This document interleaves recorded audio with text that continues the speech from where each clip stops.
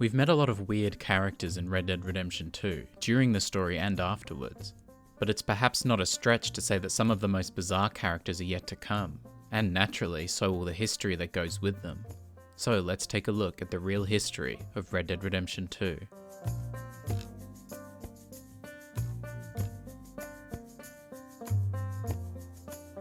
Back in Valentine, Arthur met Mickey, a man claiming to be a war veteran.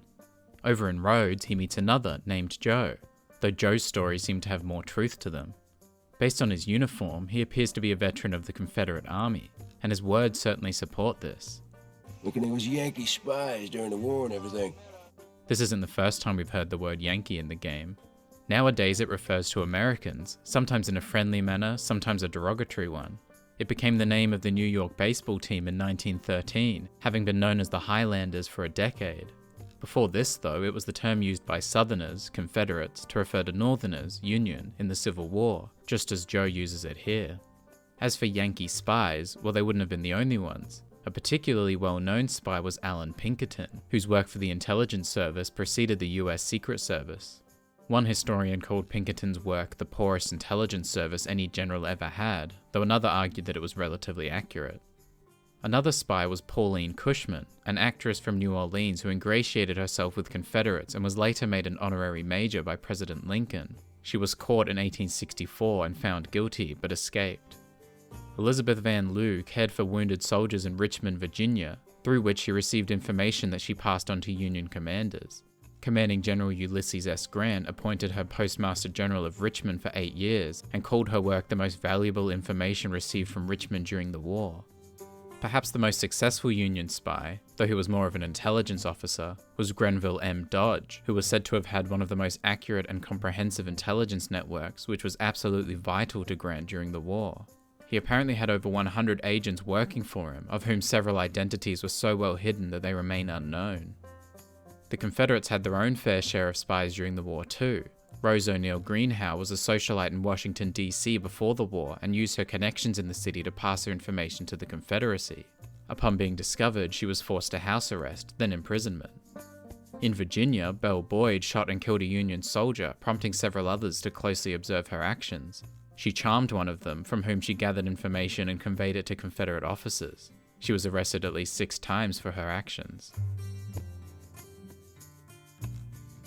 In the Rhodes Saloon, there's a man who claims to be a successful gunslinger, though his hesitation when faced with a real gunslinger, and his loss in the subsequent duel, certainly leads to concerns about the veracity of his claims.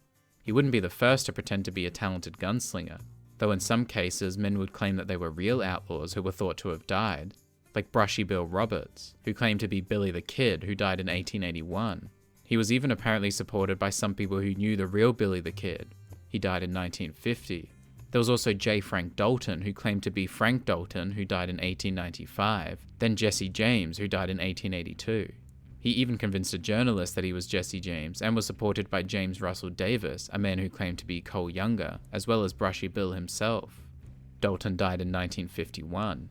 Some years later, a man offered a $10,000 reward for anyone who could prove that Dalton wasn't Jesse James. When the daughter-in-law and grandchildren of the real Jesse James presented their evidence, the man was ordered in court to pay the reward, though he died in 1972 without having paid. Elsewhere in Rhodes, Arthur overhears a couple arguing about whether they should stay in the town or move elsewhere. I ain't gonna work for the Braithwaites my entire life. Not like my pa, not like yours. Ugh. My pa worked for the Grays. Former slave families continuing to work for their former owners was not uncommon, even this many decades after emancipation. Former slaves largely lacked education or money, and several laws remained to make their lives difficult. They could marry, own property, and sue in court, but they couldn't serve on juries, testify against white people, or serve in state militias. The Freedmen's Bureau operated for 7 years after emancipation to assist former slaves to obtain food, clothing, shelter, and work. But as part of this work, several former slaves had to work for large landowners, including some for their former masters, and sometimes for multiple generations, as is suggested in the game here. Just where will we go? Huh? St. Denis ain't far. I hear tell they got these places there called tenements. Historically, this would be accurate. Tenements were built to house working class families, largely during and after the Industrial Revolution. They were especially common in New York City, which had more than 80,000 by 1900, housing 2.3 million people, around a third of the city's population at the time. The Tenement House Act, passed in 1867, defined a tenement as a building rented out to 3 or more families, who share some areas like halls and stairways, but otherwise live independently. It wasn't until 1901 that the Tenement Act mandated fireproofing and indoor toilets connected to city sewers.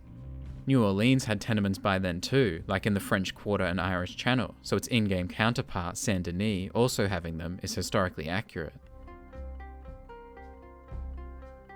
Elsewhere in Lemoyne, Arthur encounters a couple named Tammy and Bray Aberdeen. Yes, they have the same surname. No, I don't believe they are married. They are both lovers and siblings. If Arthur accepts their invitation inside and drinks with them, he passes out, and they rob him and throw him in a shallow grave filled with other bodies. This may be inspired by a real family of murderers known as the Bloody Benders. John Bender, his wife, sometimes named Elmira or Elvira, their daughter Kate, and a man named John Gebhardt. Gebhardt may have been Kate's husband or her brother. The confusion of this detail may have inspired the incestuous relationship of the Aberdeens. The Benders built a one-room cabin in Kansas, which operated as a way station for passing travelers. Kate also advertised her services as a spirit medium. Several people subsequently disappeared. When the brother of a politician went missing in 1873, a search party led them to the Benders, who shortly fled. When their property was searched, at least 11 bodies were uncovered. Ultimately, it seems the family went unpunished for their crimes, escaping justice by apparently living among other criminals in areas the law dared not approach. Just outside of Rhodes, Arthur finds a police officer who has been abducted by the Lemoyne Raiders. Let me go, and there's no bad blood. This is an older term, seemingly first published in 1664 and based on blood being associated with emotion. There's more than 40 years of bad blood between you and us. This checks out. White supremacist groups like the Lemoyne Raiders conflicted with police quite a bit during this time. In 1874, the White League fought the Metropolitan Police in New Orleans and took over the State House, where they declared the end of Reconstruction. The White League lost 21 members and the police lost 11. A week later, President Grant sent 5,000 federal troops to restore order in the city, and the White League is dispersed. Outside of Saint Denis, Arthur finds a pair of Lemoyne Raiders holding up 2 men at gunpoint. I don't care if you're a tax collector, post collector, damn census taker. Well, whether he cares or not, tax and tax collecting were certainly real by this point. President Lincoln introduced a personal income tax in 1861, a 3% flat rate income tax for those with an annual income at or exceeding $800, which applied to only around 3% of the population at the time. Intended for the period of wartime towards the end of the Civil War, this expired in 1873.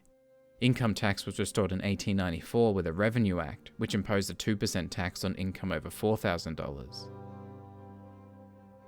You're an agent of the government in the free state of Lemoyne. This is not the first time such a title has been used. The Free State of Louisiana, Louisiana essentially being the real-life version of Lemoyne, was formed in 1863 to create a new constitution prior to Louisiana being readmitted to the Union. Lincoln approved the organization, but Congress subsequently rejected the plan in 1865. Late at night in Saint Denis, Arthur can encounter some Lemoyne Raiders setting alight a government building. Unsurprisingly, this is not the first such act.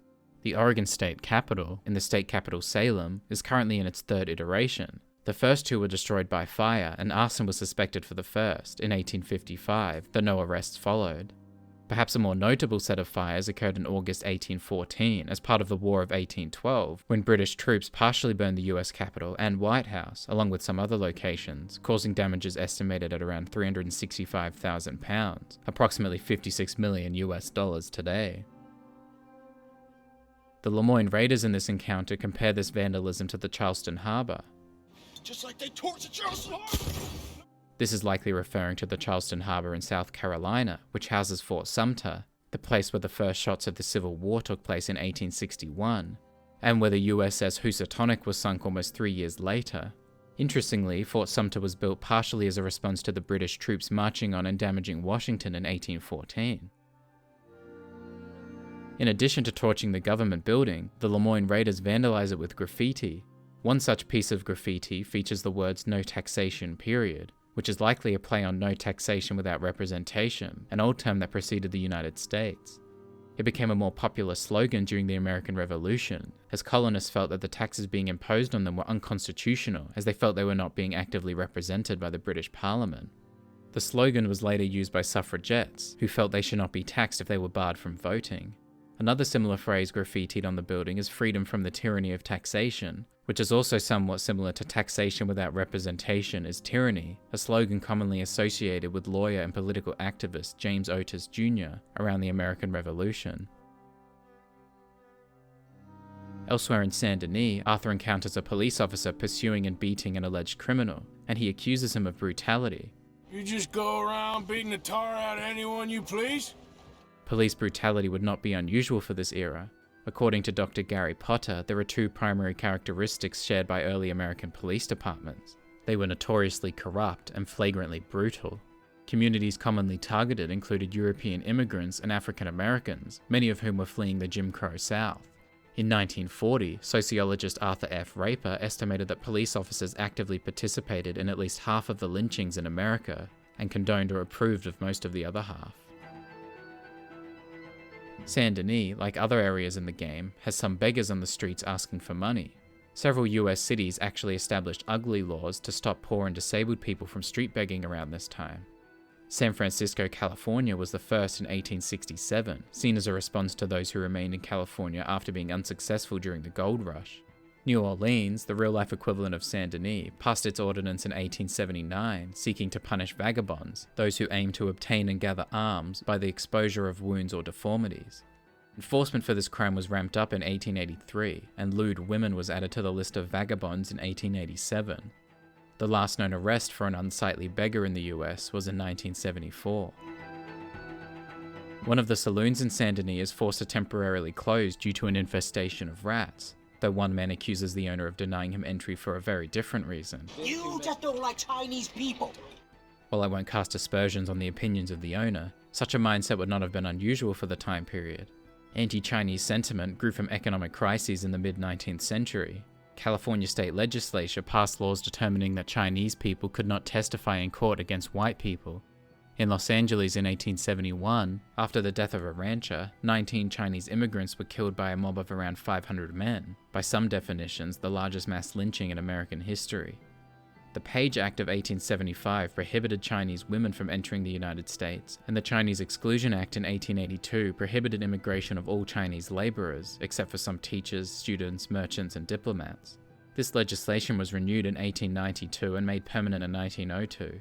It wasn't until 1943 that the law was repealed, and it wasn't until 1965 that immigration became less restrictive overall.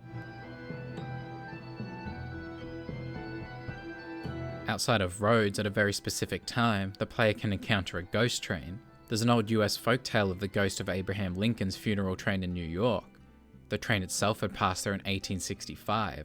There have been plenty of other stories of ghost trains in the United States too.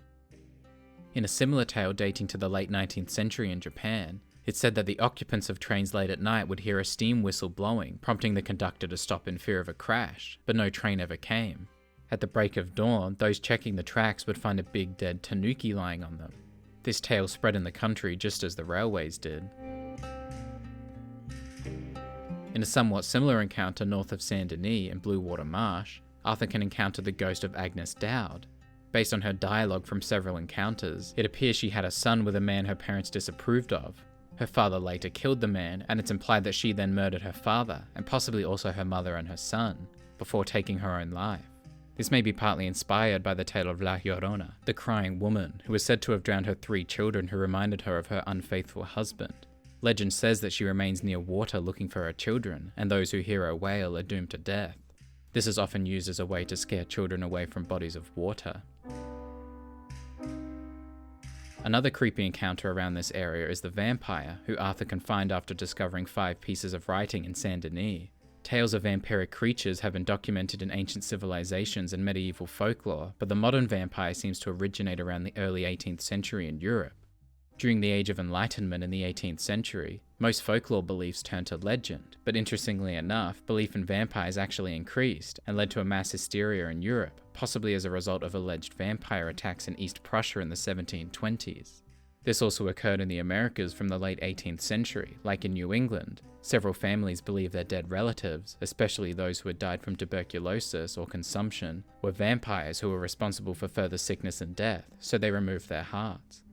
Physically, the vampire bears a striking resemblance to Count Orlok from the 1922 film Nosferatu.